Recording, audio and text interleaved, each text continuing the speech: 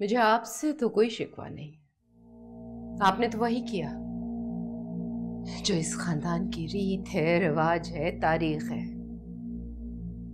कासिम ने मेरा हंसता बसता घर उजाड़ दिया। माइज ने मेरी बेटी की खुशियां उससे छीन ली। भावज, अब आप मुझे बताएंगे इस खानदान की हिस्ट्री क्या है, इसके रस्म और रिवाज क्या है? आप सिर्फ अपनी बात कीजिए। ठीक है भाई साहब, जब आपने इतनी बात कर ही दी है तो फिर आप मुझे और मेरे बच्चों का हिस्सा देकर हमें फारिग करें। इस घर में कासिम का भी उतना ही हिस्सा बनता है जितना आपका। क्या बात कर रही हैं आप अच्छी तरह से जानती हैं कासिम ने अपनी प्रॉपर्टी को अलग कर लिया था। इस घर में, मेरे कारोबार में कोई शेयर नहीं है उसका। और आप शायद भूल रही हैं, जब कासिम का घर नीलाम हुआ था उस वक्त मैं ही था। मैं ही आप लोगों को यहां लेकर आया था। भाई साहब, पता नहीं आप कौन कौन सी मुझे कहानियां सुना रहे हैं। मेरे बच्चों का हक तो बनता है इस घर पर, इतना तो मैं जानती हूं। ये हक ना बनता तो आप हमें कभी इस घर में लेकर ना आते। यही तो मैं जानना चाहता हूं, किस हक का दावा कर रही हैं आप?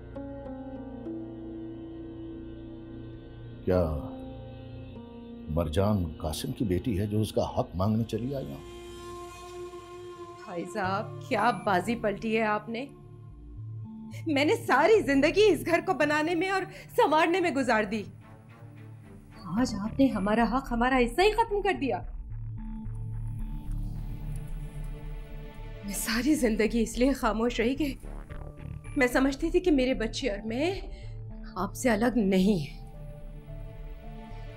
लेकिन अब आपने जब ये सब कुछ कह ही दिया है तो मुझे भी ये बोलना पड़ा। भावज, फिर मुझे आपकी इस जुर्रत की दाद देना चाहिए। वैसे आपने मेरी अच्छाइयों को मेरी कमजोरी समझ लिया। मुझे इस पर हैरत होनी चाहिए या अफसोस? आप जो मर्जी आए करें भाई साहब, मुझसे मेरे बच्चों की बेबसी देखी नहीं जा रही है। मुराद अपना बिजनेस करना चाहता है। अब आप सोच लीजिए कि आपने क्या करना है, क्या नहीं करना। इतने साल मैंने इस घर की इज्जत का पास रखा है।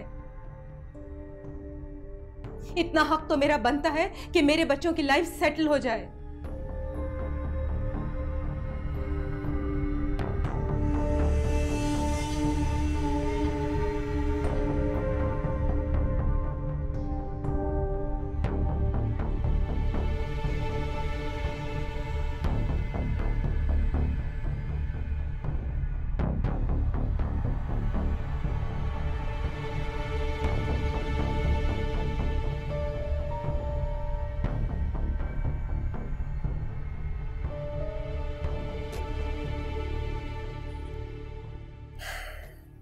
क्या देख रही हो?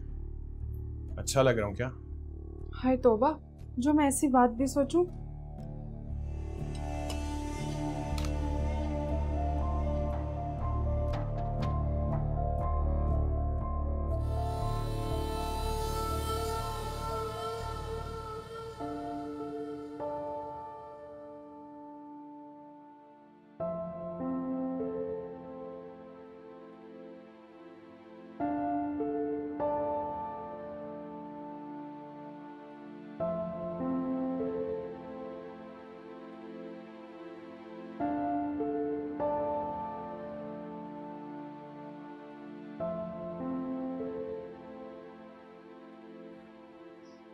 सुनो सुनो, बात सुनो। तुम्हें मेरी आवाज आ रही है?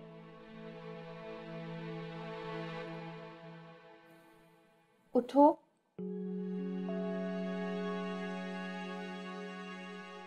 मुझे तुम्हारी आवाज तो आ रही है, लेकिन तुम कहीं नजर नहीं आ रही।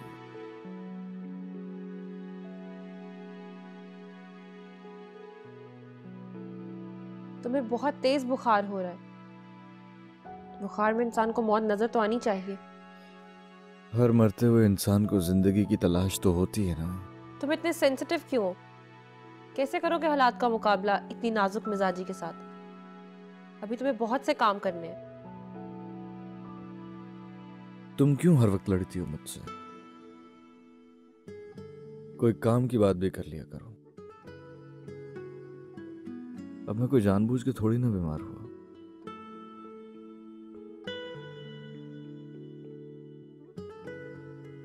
कल रात को फ्लू था और अब मुझे क्या पता क्यों बुखार हो गया। मेरा इम्यून सिस्टम इतना भी कमजोर नहीं। तुम्हारे पास सिस्टम तो है ही नहीं, वीक तो दूर की बात। जो जिस तरफ लगाते हो उस तरफ लग जाते हो। शुक्र करो वो किडनैपर्स वहां से खुद चले गए, वरना तुम तो वहीं रह जाते, उन्हीं के पास। तुम्हें बहुत याद आ रहे हैं वो किडनैपर्स?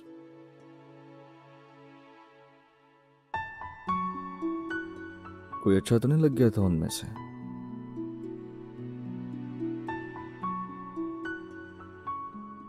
मुझे बहादुर लोग अच्छे लगते, भागने वाले और बुजदिल नहीं। खैर ज्यादा बातें मत बनाओ, हिम्मत करो, उठो। मुलाजिम हुसैन तुम्हें डॉक्टर के पास ले जाएंगे। मुलाजिम हुसैन? हाँ, मुलाजिम हुसैन। वो हमसे पहले यहाँ आ चुके थे। गुड। मैंने तुमसे कहा था ना, अब हैरान होने की जरूरत नहीं।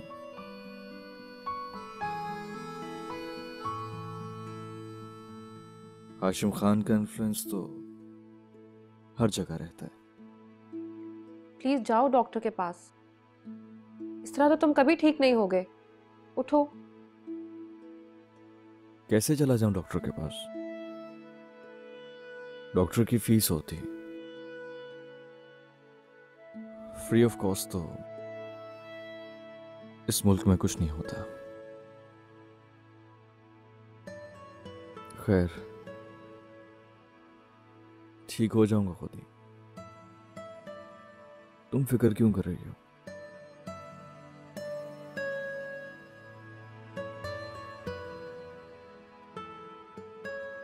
मारूंगा तो तुम्हारी जान तो छूटेगी ना।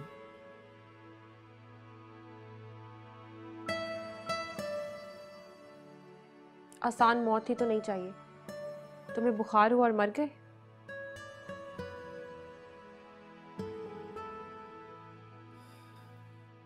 सुनो, तुम्हें एक बात बतानी है। शायद ये बात मुझे सबसे पहले तुमसे शेयर करना चाहिए थी। कौन सी बात? मैंने मामा को ख्वाब में देखा था और वो मुझे किसी के पास लेकर जा रही थी, किसी मियाँ जी के पास।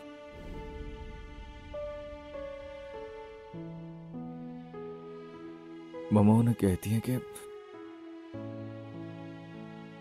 मेरे माइस को नजर लग गई।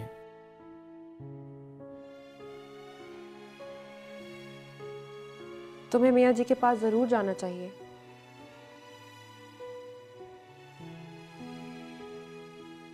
तुम जानती हो क्या मियाँ जी को?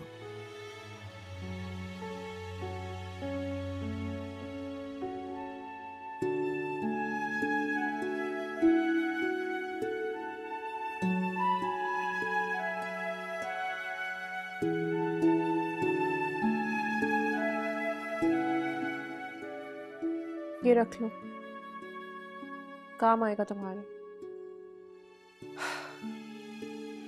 याद है तुमने क्या कहा था? कुछ बातें सच हो जाती बगैर किसी मेहनत के।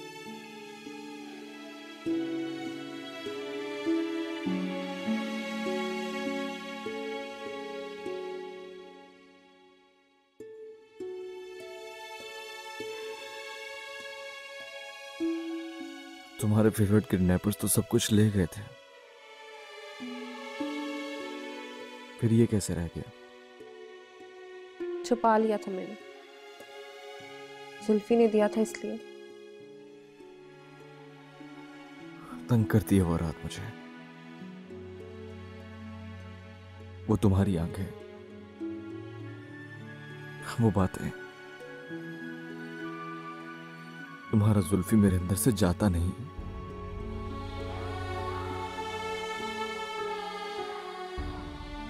कैसे मुझे इस कैद से रिहाई मिलेगी, कुछ समझ नहीं आता। कन्फेस कर लो, खून के बदले खून होता है, खून बहा से सब्र नहीं आता। कैसे कन्फेस कर लूं जो मैंने किया ही नहीं? किसी ने तो किया है ना, उसे सजा नहीं मिलनी चाहिए। वो अपनी सजा काट रहा है और मैं भी। तुमने जो सोचा, जो चाहा, वो सब कुछ तो हो रहा है। अब तो तुम खुश रहा करो, मैं तुम्हारे सामने रो रहा हूं। मैं यानी माइज हाशिम, इसे तुम अपनी जीत ही समझो हो रहा है।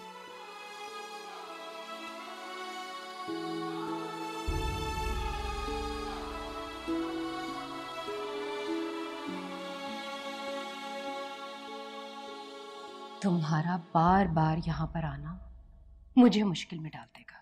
यहाँ मत आया करो तुम। वैसे भी अभी मरजान की हालत ऐसी नहीं है कि मैं उसे कोई बड़ा ज़हनी स्ट्रेस दे सकूं। लेकिन तुम इन बातों को तो समझ ही नहीं सकते हो। माफ कर दो मुझे मसूद खान, माफ कर दो। जरीन बेगम, माफ तो तुम्हें बहुत पहले मैं कर चुका था।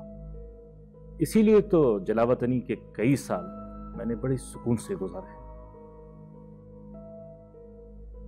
लेकिन एक बात का मुझे शिद्दत से इंतजार, मैं वापस आऊं तो मेरी बेटी मेरे साथ हो, उससे बातचीत करूं, ज़हनी सुकून मिले उसे। और वैसे भी मरजान मेरी बेटी है, मेरा खून है, वो तुम्हारी तरह खुदगर्ज और बेहिस नहीं हो सकती। Just shut up. मुझे खुदगर्जी का ताना मत देना। मेरी इस बेहिसी के पीछे तुम्हारी बुज़दिली का बड़ा हाथ है। मैं तुमसे कोई बहस करने यहां नहीं आया, मैं सिर्फ अपनी बेटी को यहां से लेने आया। और शराफत इसी में होगी कि तुम मेरी बात मान लो, वरना सबको सच बता दूंगा। ये तुम्हारी भी किसी काम की नहीं रहेगी। बेहतर होगा कि इसे गाइड करो तो वो मेरे साथ चले। और वैसे भी इसे मैं तुमसे बेहतर जिंदगी दे सकता हूं। सुना तुमने, तुमसे बेहतर जिंदगी दे सकता हूं।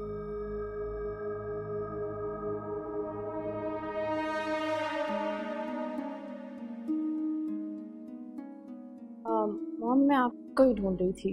क्या हुआ बेटा? तुम मुझे बुला लेती, मैं आ जाती तुम्हारे पास। क्या हुआ? कहीं तुम्हारे हाथ में दर्द तो नहीं हो रहा? मरजान,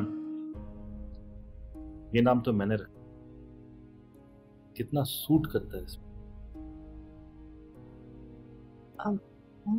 ये कौन है?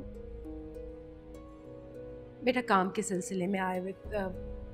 आप अभी जाइए, मैं फिर आपसे बाद में बात करूंगी। अच्छा मरजान, खुदा हाफिज। तुम क्या कह रही थी, मुझे ये बताओ। असल में मैंने बाहर जाना था तो मुझे मेरी गाड़ी नहीं नजर आ रही थी।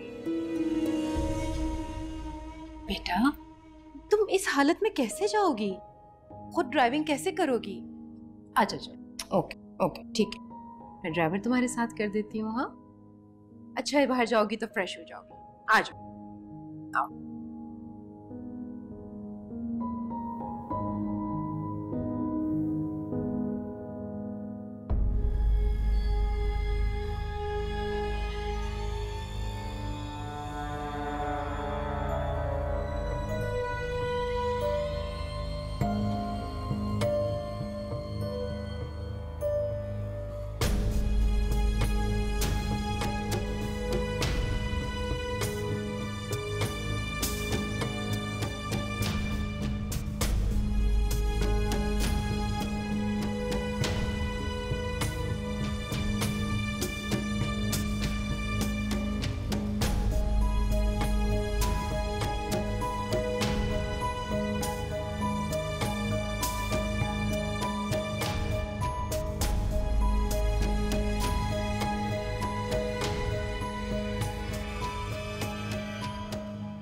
मसूद आज फिर आया था।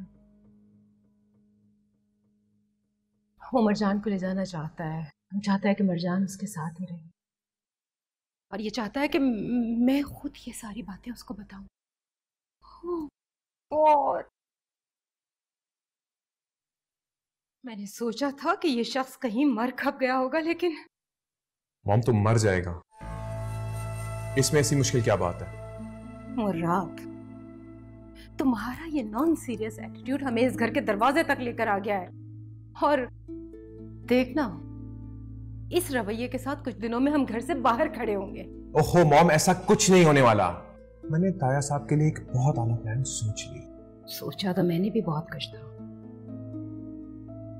मगर लगता है कि तुम्हारे ताया साहब की किस्मत आजकल उन पर बड़ी मेहरबान चल रही है। अच्छा मॉम, एक बात तो बताएं, मॉम ये मरजान का बाप अलग और मेरा बाप अलग, ये कहानी क्या है मॉम? तुम्हारे बाप ने गन पॉइंट पे मुझसे निकाह किया था। ऐसे गन रखकर मसूद खान के सर पर डिवोर्स पेपर्स पर साइन करवाए थे। उसने कर दिया, ना करता तो जान से जाता बेचारा। खाओ, बस इसी तरह से मैं तुम्हारे बाप की बीवी बन गई। Really mom? मैं कहता था ना वो मेरे डैड है, मेरे। जरूर कुछ सोच समझ के किया होगा बाबा ने ऐसा। मॉम लेकिन आपने मुझे पहले क्यों नहीं बताया है? मैं पहले ही बहुत सारी चीजों में उलझी भी थी बेटा, लेकिन मैं मरजान को कैसे मसूद के हवाले कर दूं? वो मेरी बेटी है, मेरी जान है उसमें। लगता है कि इस शख्स का कोई ना कोई बंदोबस्त करना पड़ेगा। अच्छा माँ, मुझे एक बात तो बताएं, वो जो अलमास बीवी है वो कहाँ रहती है? ये माइज और उसकी सो कॉल्ड बीवी हनीमून मनाने वहीं गए थे ना? तुम जो सोच रहे हो ना, खबरदार जो तुमने वहां जाने का सोचा, और आइंदा उस औरत का नाम मेरे सामने लेना भी नहीं। मॉम प्लीज बताएं ना, को तो जरूर पता होगा कि हम लोग कहाँ थे। क्या करोगे तुम? क्या करना चाहते हो?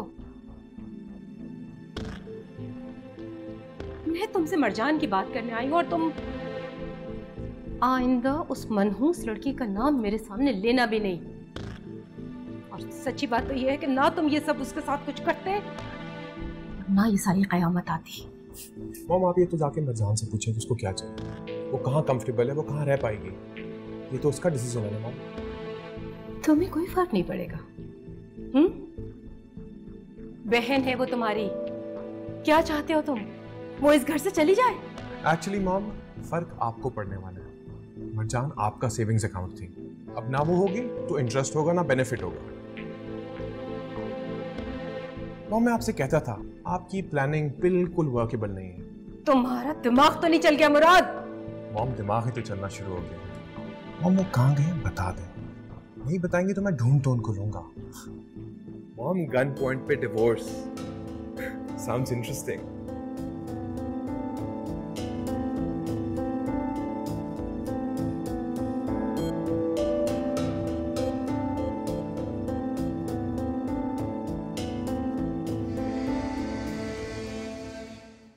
सेल्फ रिस्पेक्ट का कोई मोल नहीं होता, और जो लोग हमारे इज्जत हमारे एतबार के साथ खेलें उनके लिए तो दिल में कोई जगह नहीं होनी चाहिए।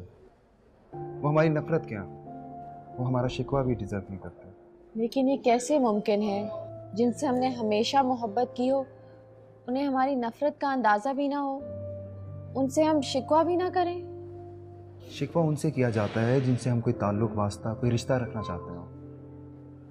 तो क्या आप हुरैन से अब नफरत करते हैं? नफरत एक बहुत मजबूत ताल्लुक है, एक ऐसा रिश्ता है जो हमें माजी के साथ जोड़ के रखता है, जो हमारी आने वाली खुशियों का दुश्मन होता है। मैंने अपने सारे दुश्मन ख़त्म कर दिए, अब दोस्तों को याद रखता हूँ, नए दोस्तों की तलाश में हूँ और दोस्तों के साथ खुश रहना चाहता हूँ। आप बहुत ब्रेव हैं, काश मैं आपकी तरह सोच सकती। काश मैं अपने अंदर की आग को ठंडा कर सकती। देखो मरजान, मेरी बात याद रखना, आग से एक घर नहीं जलता, बल्कि इसकी तपिश बहुत दूर तक फैल जाती है। और जो बदले की आग है ना, ये तो कभी ठंडी नहीं होती। यही बात है जो मैं हुरैन को समझाना चाहता था, लेकिन उसे समझ नहीं आई और हम अलग हो गए। शायद हमारे लिए यही बेहतर था। हमें ज़िंदगी एक ही बार मिलती है और शायद हम मोहब्बत भी एक ही बार कर सकते हैं। ऐसा होता तो फिर कभी ज़िंदगी की शाम ना होती, रात के बाद कभी सुबह ना होती, हम लोग आगे ना बढ़ते, हम लोग आगे बढ़ने की जुस्तजू ना करते, नए लोगों से ना मिलते, दो टूटे हुए दिल कभी ना जुड़ते, और हम लोग ऐसे आमने सामने बैठ के एक दूसरे के दर्द को कभी ना समझते।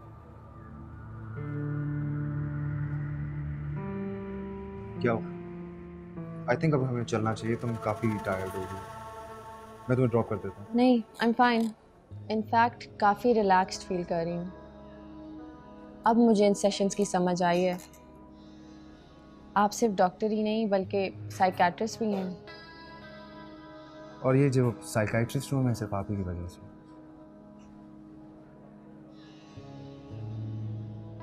एक बात बताऊँ आपको, ये जो हाशिम हाउस है मेरा घर, वहाँ पे रहना मुझे कभी भी पसंद नहीं आया। मैं माइस को हमेशा कहती थी कि जब हमारी शादी हो जाएगी तो हम वहाँ से चले जाएंगे। मरजान, ये ज़रूरी तो नहीं है कि हम जब भी बात करें तो उसमें माइज और हुरैन का जिक्र हो। हम अपनी बात भी तो कर सकते हैं, हैदर और मरजान की भी तो बात हो सकती है, दिल की बात।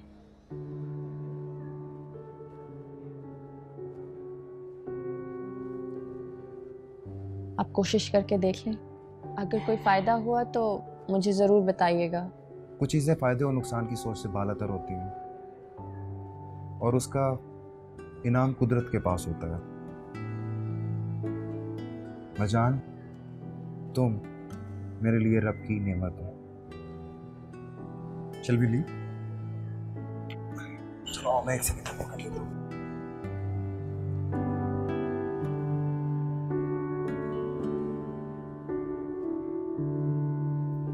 चलो आ जाओ।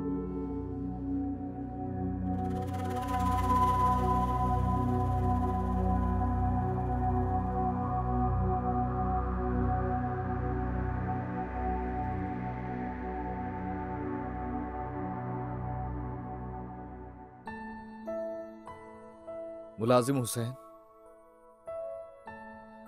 तुमने कुछ किया?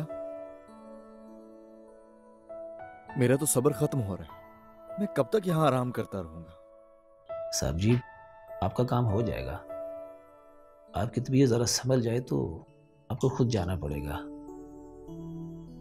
मियाँ जी ने जब से दुनियादारी छोड़ी है, ना वो किसी से मिलते हैं और ना किसी के पास जाते हैं। वो मामा को कैसे जानते हैं? वो जैतून भी बता रही थी कि अलमास बीबी बहुत अल्लाह लोग बंदी थी, और मियाँ जी का भी इस दुनिया में कोई नहीं था। हाशिम सरकार के साथ किसी दूसरे गांव से आए थे वो।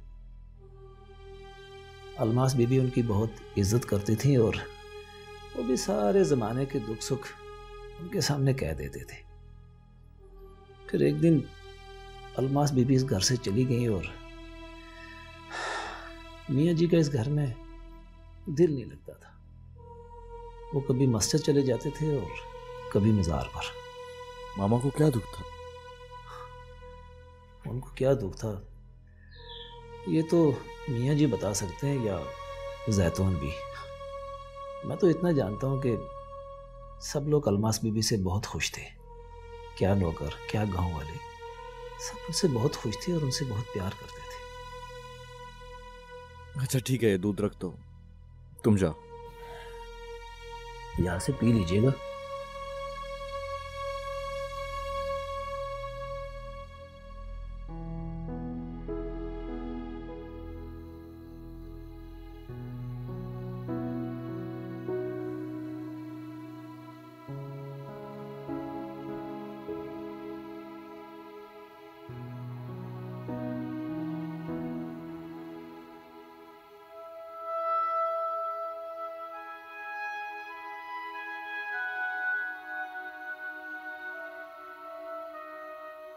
मैं जानती हूँ कि तुम क्या सोच रहे हो। तुम्हें कैसे पता चल जाता है कि मैं क्या सोच रहा हूं? तुमने कोई चिप फिट कर रखी है जो तुम्हें हर चीज बताती रहती है कि मैं क्या सोच रहा हूं, क्या कर रहा हूं। देखो, हर वो बात जो हम किसी से सुनते हैं जरूरी नहीं कि उसकी बुनियाद सच पर हो। लोग अपनी राय देते रहते हैं। माँ के किरदार को परखना है तो दिल की आंख से देखो, लोगों की आंख से नहीं। लोग जो कहते हैं वो उनका अपना पर्सपेक्टिव होता है, कोई सच्चाई नहीं।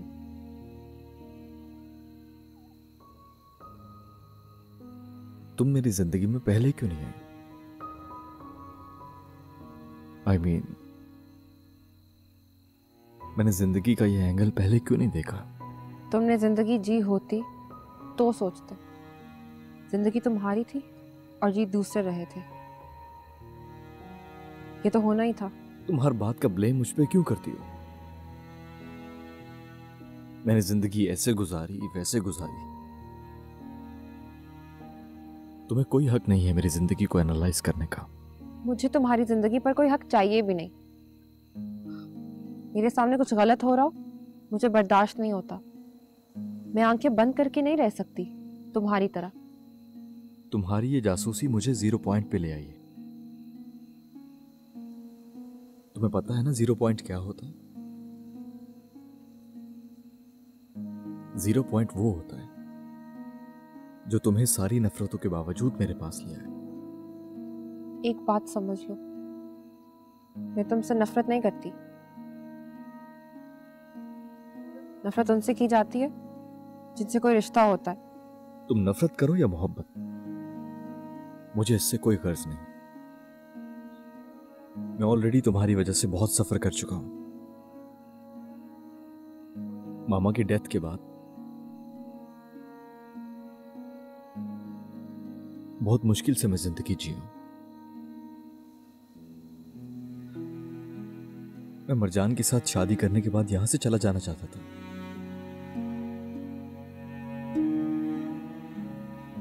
मरजान के साथ तुम अब भी शादी कर सकते हो।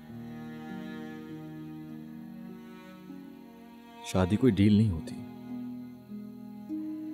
ये खुशी का सौदा होता है। मरजान का साथ मुझे हमेशा हर्ट करता रहेगा। और जरी मोम की बातें मैं उनको भी अच्छी तरह जानता हूं। मरजान के डैड ने जो तुम्हारी मॉम के साथ किया उसमें मरजान का कोई कसूर नहीं। जरी मॉम को तुम अपनी लाइफ में इंटरफेयर क्यों करने देते हो? हमारा पास्ट हमें हिट करता रहता है। हमारी जिंदगी इस वजह से मुश्किल हो जाती है।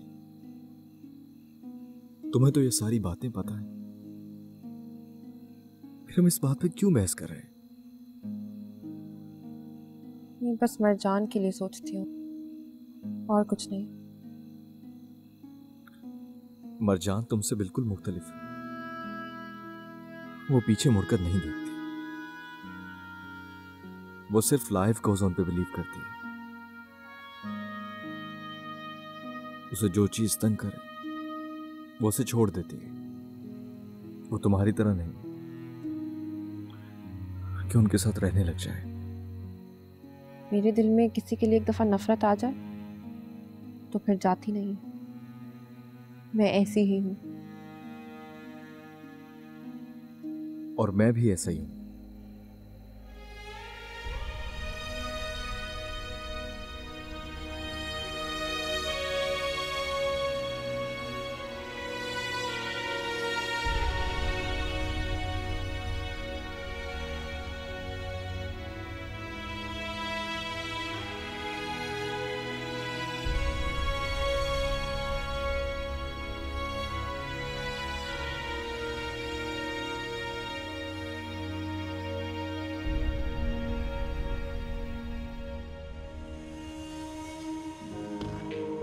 देखो अमर, तुम्हारी बहन को मामूली औरत नहीं थी। लोग उसकी कदर करते थे। और फिर सोचो कि वो इस तरह अचानक मर गई कि लोगों को उसका जनाजा देखना नसीब ना हुआ, और अब जाकर पता चला है कि कहानी कुछ और थी। हकीकत मैं भी जानना चाह रही हूँ, तुम्हारी तो वो बहन थी, ऐसे कैसे कोई भूल सकता है अपनों को?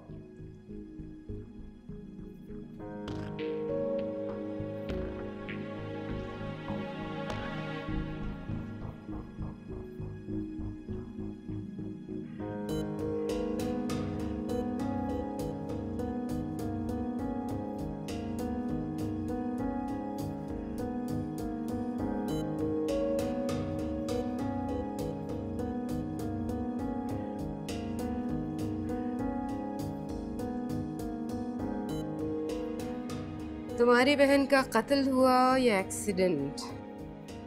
असल मार्का तो अब शुरू होगा। आ जाओ अमर। भाई साहब, आपके सुकून के दिन तो अब गए।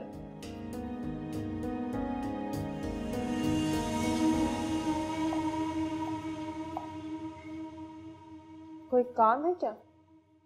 जैतून भी कुछ काम से बाहर गई है, कुछ चाहिए? कॉफी चाहिए थी, मैं खुद बना लूंगा। इनफैक्ट ये एक ही काम है जो मैं अच्छे से कर सकता हूँ। लेकिन कॉफी तो नहीं होगी, जैतून भी अपने हिसाब से कुछ चीजें लेकर आएंगे।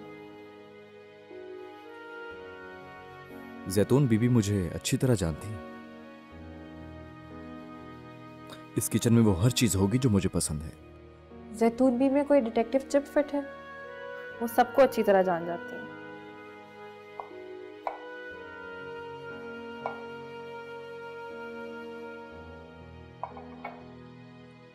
लेकिन वो तुम्हें नहीं जानती अभी तक। उन्हें लगता है कि तुम इस दुनिया की सबसे अच्छी लड़की हो। ठीक ही तो लगता है उन्हें। मैंने इस अच्छी लड़की को जुल्फी के साथ ही कब्र में उतार दिया। फिर मैं हाशिम हाउस में आई थी। तुम्हें यहां नहीं आना चाहिए था, या शायद अल्लाह को यही मंजूर था। जिंदगी और मौत इंसान के हाथ में नहीं होती। अल्लाह को इंसान की ऐसी मौत भी मंजूर नहीं होती। अगर ऐसा होता तो अल्लाह खून के बदले खून का हुक्म ना देता। लेकिन माफ कर देना भी बदले से बेहतर है। यह भी अल्लाह का ही हुक्म है। अगर कोई नादिम हो, शर्मिंदा हो, अपने किए पर पछता रहा हो, तब माफ करने वाले का इम्तिहान शुरू हो जाता है।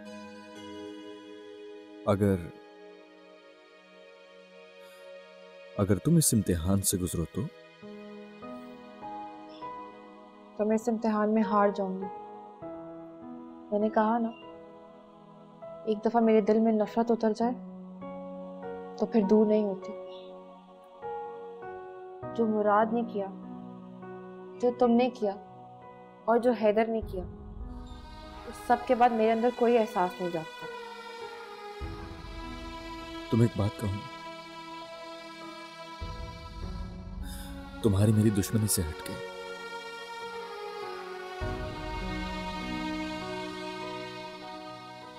मैं तुम्हारे चेहरे पे वही खुशी देखना चाहता हूं जो मैंने उस रात पार्टी में देखी थी। मुश्किल है। तुमने कहा ना कि तुम ऑलरेडी सफर कर रहे हो। मुझे सुन के बहुत सुकून मिला। मुझे लगा मैं अपनी जीत के बहुत करीब हूँ। हुरैन,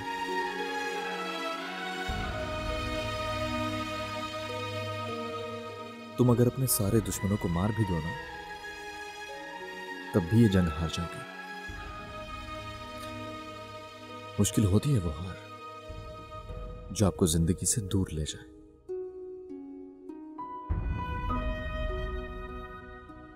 कौन जिंदगी से दूर जाता है और कौन करीब?